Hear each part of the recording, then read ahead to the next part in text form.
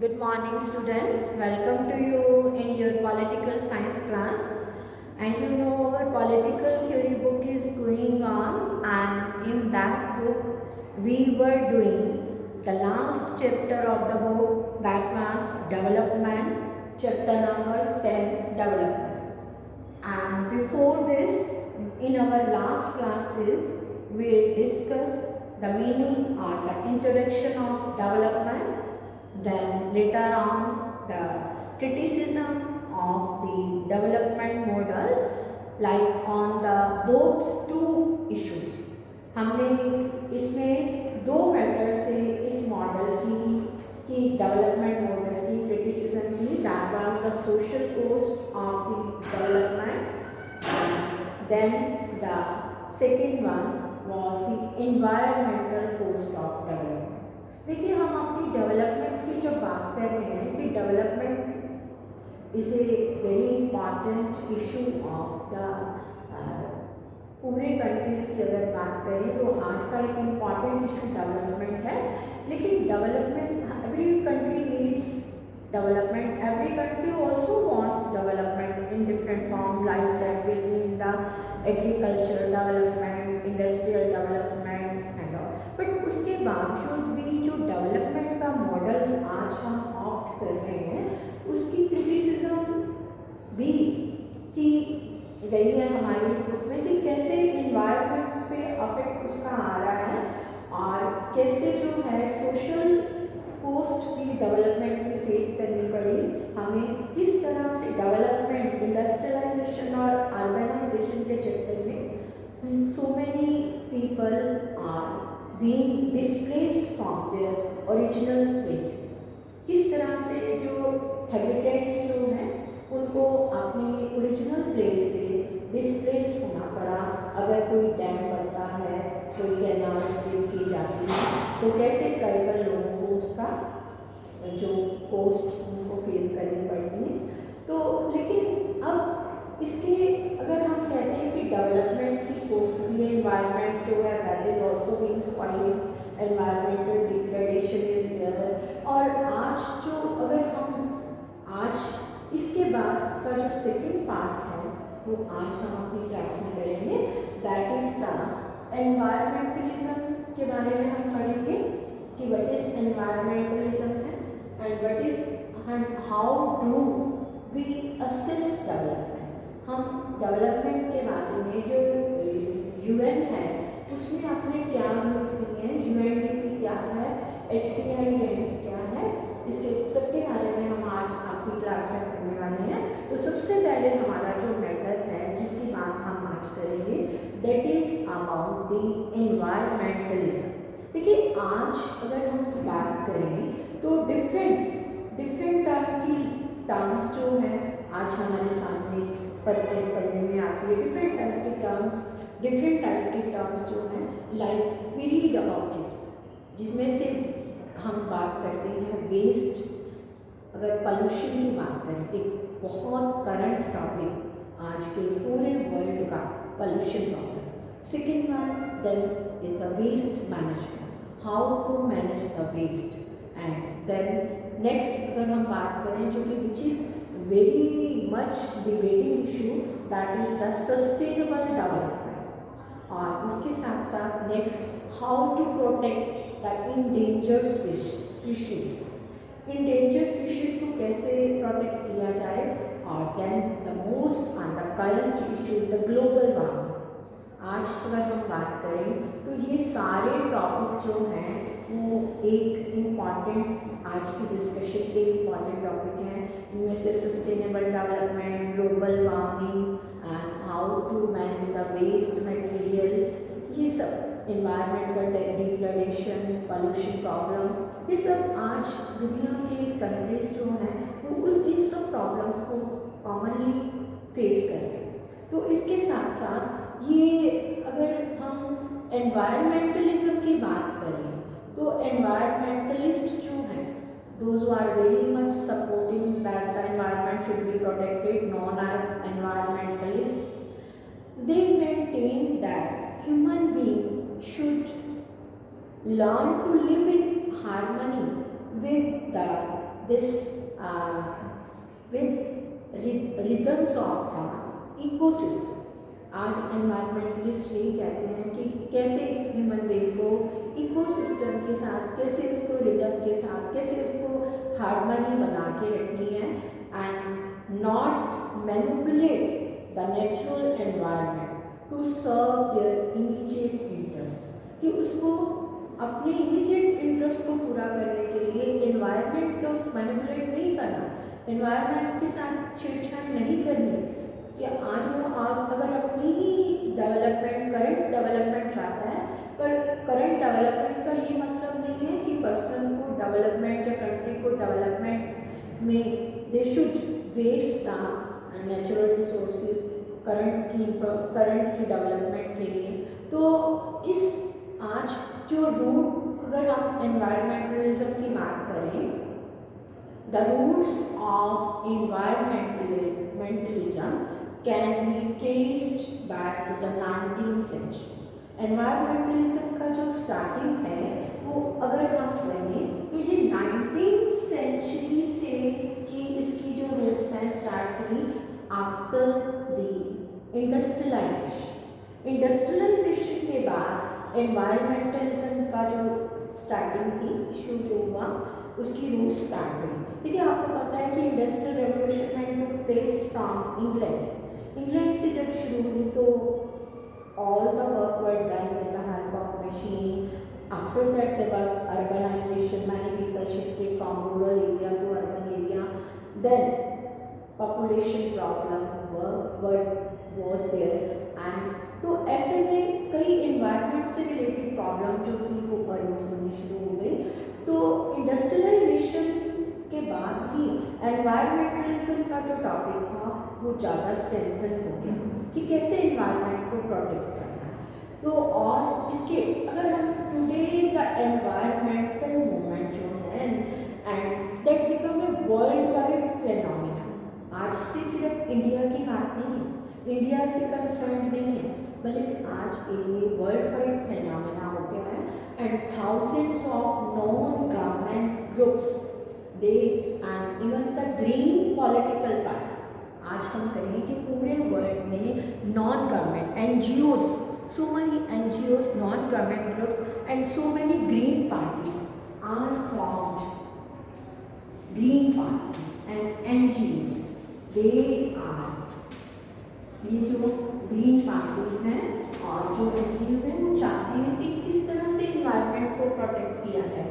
तो इस इशू को आज जो है, जैसे well non environmental group like, इनमें से एक एनवायरमेंटल ग्रुप जो कि बहुत ही वेल नॉन है, उनमें से इसका नाम है green peas and the world life fund, green peas and world wild life fund. तो वर्ल्ड लाइफ फंड और ग्रीन पीस जो है एक एनवायरमेंटल ग्रुप इसी में भी है। अगर हम इंडिया की बात करें तो इंडिया में कई मूवमेंट चले एनवायरमेंट को प्रोटेक्ट करने के लिए and one among which was very important, जो आज भी याद किया जाता है, वो है चिपको मूवमेंट। चिपको मूवमेंट जिसमें कि ट्रीज को प्रोटेक्ट करने के लिए, ट्रीज को प्रोटेक्ट करने के लिए ये जो मूवमेंट जो था, जब ट्रीज को काटा जा रहा था तो उसको प्रोटेक्ट करने के लिए सुंदरलाल बहुगुणा और सो मेनी अदर जो थे, उन्होंने, उनके द्वारा ये चिपको मूवमेंट जो था वो स्टार्ट किया गया इंडिया में, जो कि चाहते थे कि हिमालयन फॉरेस्ट जो है उनको कैसे प्रोटेक्ट किया जाए। तो such group try to pressurise government to modify their industrial and development policies in the light of environmental goal। कि गवर्नमेंट के ऊपर प्रेशराइज किया जाता है कि गवर्नमेंट अपनी पॉलिसी इस तरह से बनाए कि इन्वायरमेंट जो है वो प्रोटेक्ट हो सके। तो ये था हमारा एक part, very important part, current issue of the time, what do you mean by environmentalism and which parties are supporting, which NGOs are supporting this issue, and what are the important topic, what are the matter which are, जो कि आज हमारी environment को की एक threat बन के हुए वो कैसे जो एक, और इसके साथ डिबेटिंग इश्यूज कौन से, like sustainable development, global warming, उन सब की बात की। तो जो सेकेंड पार्ट है हमारा इसी आज की क्लास का, वो है असेसिंग डेवलपमेंट। देखिए डेवलपमेंट की असेसमेंट करना, how can we assess the development during this current period. यार देखिए अगर हम बात करें कि डेवलपमेंट जो है has had only negative effect for the world, ये नहीं हम कह सकते कि डेवलपमेंट का खाली नेगेटिव इफेक्ट हो। बहुत सारे कंट्रीज ऐसे भी हैं जिनकी डेवलपमेंट वहाँ हुई and it led to the economic growth of many country. बहुत सारे कंट्रीज ऐसे हैं जिनकी डेवलपमेंट भी हुई and they are not as developed country. आपको पता है कि countries can be classified into different parts like developed country, developing countries and underdeveloped. Developed countries, those who are very economically, they are rich and economic growth is too much there of that country. Developing like India, जिनकी development चल रही है, तो development हुई, development led to the economic growth of some countries.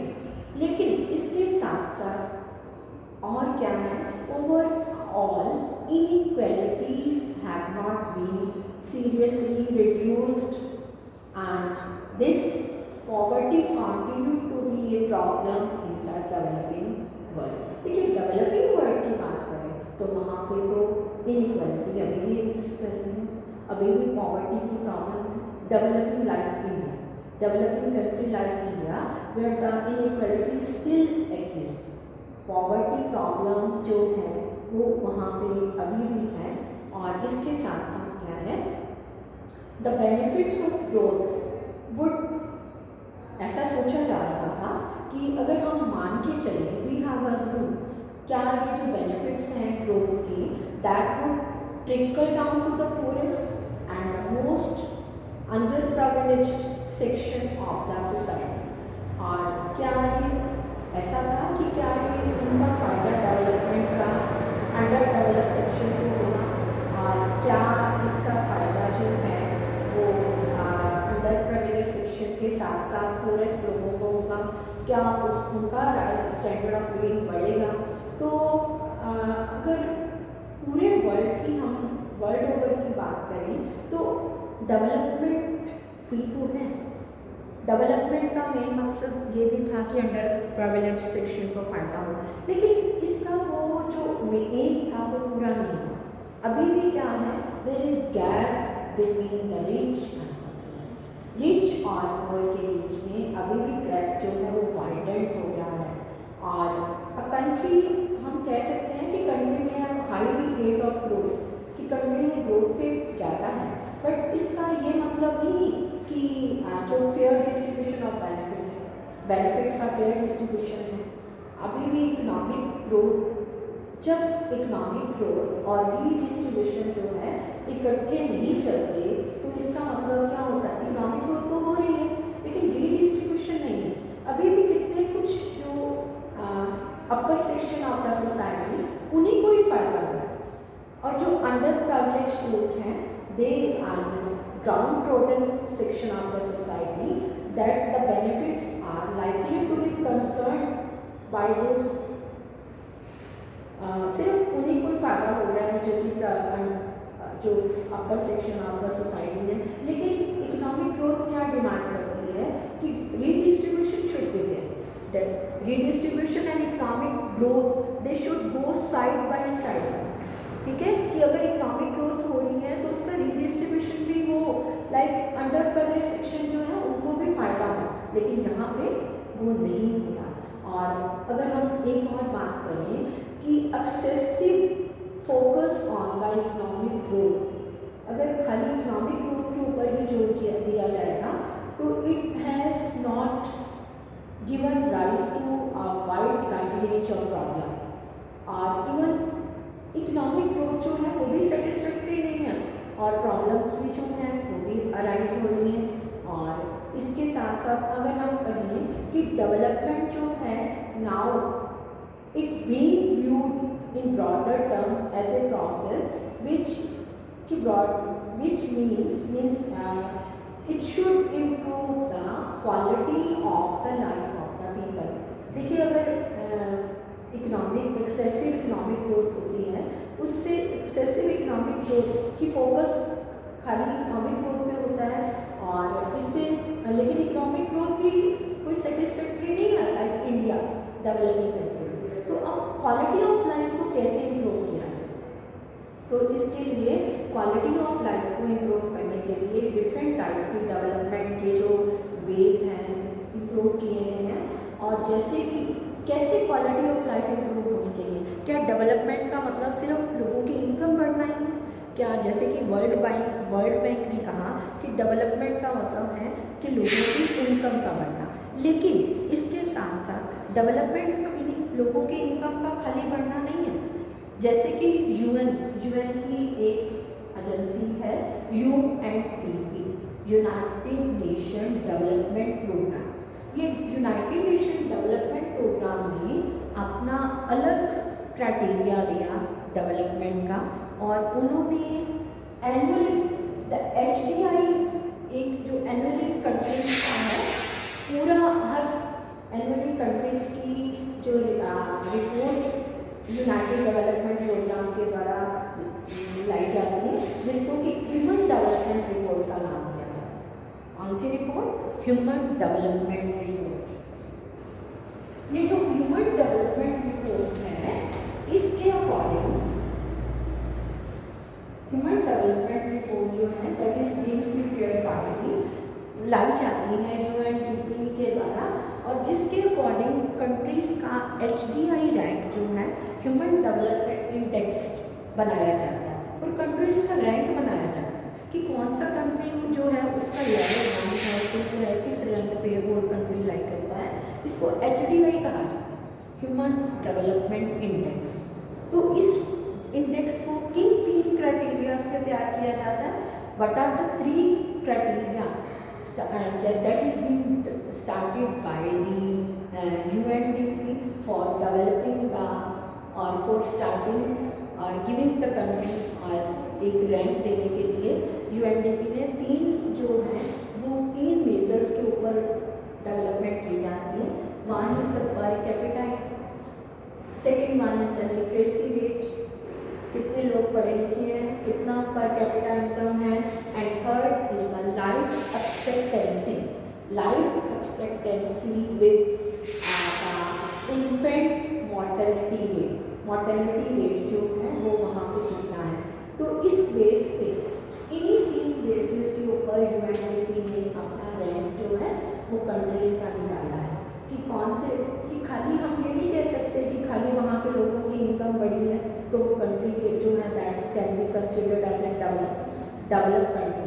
No, but 3 बातें और like क्या लोगों का लिटरेसी रेट कहाँ उसमें कितना है, कितने लोग जो इन्फेंट मॉर्टेलिटी रेट जो है वो कितना है, इन्हीं के बेस पे एक कंट्रीज की जो है वो उसको HDI का रैंक जो है वो दिया जाता है। तो इसके साथ साथ देखिए अगर हम बात करें कि आज जो है वो मेन लोगों की जो नीड्स हैं that is the food, education, health and shelter, और इनको बेसिक नीड्स अप्रोच करना है। दीज आर जैसे शुरू से चलता आ रहा है, हम जब ये बात करते हैं कि what are the basic need of a man, तो हम कहते हैं रोटी, कपड़ा और मकान। तो ये बेसिक अप्रोच है, बेसिक नीड अप्रोच है। और ये बेसिक जैसे कि पॉपुलर स्लोगन जैसे मैंने अभी बताया दैट इज़ रोटी, कपड़ा और मकान। इसके अलावा गरीबी हटाओ, बिजली, सड़क, पानी, ये दीज आर द कन्वे, ये क्या सेंटिमेंट कन्वे करनी है that without the fulfilment of these basic it is impossible. अगर इंसान की ये ज़रूरतें पूरी नहीं होती तो एक इंडिविजुअल के लिए ये पॉसिबल नहीं है कि वो एक डिग्निफाइड लाइफ लीड करे जब तक उसकी ये रोटी, कपड़ा, मकान और साथ में बिजली, पानी ये सड़क, ये सारी ज़रूरतें पूरी नहीं होती तब तक हम ये नहीं कह सकते कि एक पर्सन जो है वो एक डिग्निफाइड लाइफ को लीड कर पाएगा। और फ्रीडम फ्रॉम वांट और deprivation is the key to effectively exercise one's choice and pursue one's desire.